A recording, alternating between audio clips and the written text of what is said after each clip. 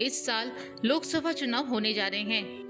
विधानसभा चुनाव में राजस्थान फतह करने के बाद अब भाजपा लोकसभा चुनाव को लेकर अपनी रणनीति बनाने में जुटी हुई है। सियासत में चर्चा है कि विधानसभा चुनाव की तरह लोकसभा चुनाव में भी भाजपा की हैरान कर देने वाली रणनीति सामने आ सकती है। लोकसभा चुनाव में भाजपा किसी भी जोखिम को उठाने के मूड में नहीं है। इसे लेकर सियासी गलियारों में चर्चा है कि भाजपा टिकट देने के पैटर्न में भी बदलाव कर रही है। बताया जा रहा है कि इस बार कई सांसदों का टिकट कट सकता है। विधानसभा चुनाव की तरह भाजपा राजस्थान में भी लोकसभा चुनाव में नए चेहरों को मौका दे सकती है।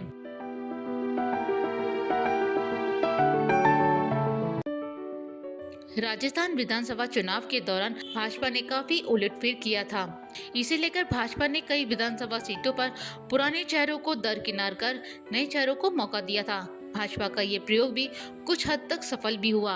अब भाजपा की लोकसभा चुनाव भी इसी फॉर्मूले के तहत काम करने की चर्चा है। राजस्थान में लोकसभा की 25 सीटें हैं। इनमें से 10 लोकसभा सीटों पर उम्मीदवार बदलने की चर्चाएं हो रही हैं। ऐसा माना जा रहा है कि भाजपा इन सीटों पर नए युवा चेहरों को मौका दे सकती है।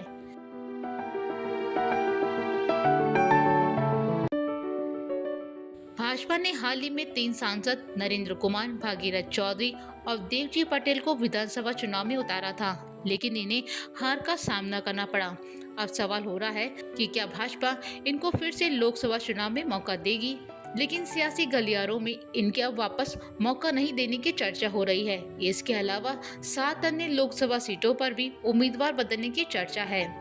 इसके साथ ही तारानगर से भाजपा के दिग्गज नेता राजेंद्र राठौड़ और आमेर विधानसभा सीट से सतीश पूनिया की हार भी काफी सुर्खियों में है। दोनों ही नेताओं के नाम मुख्यमंत्री की रेस को लेकर चर्चित रहा, लेकिन दोनों ही नेता चुनाव हार गए।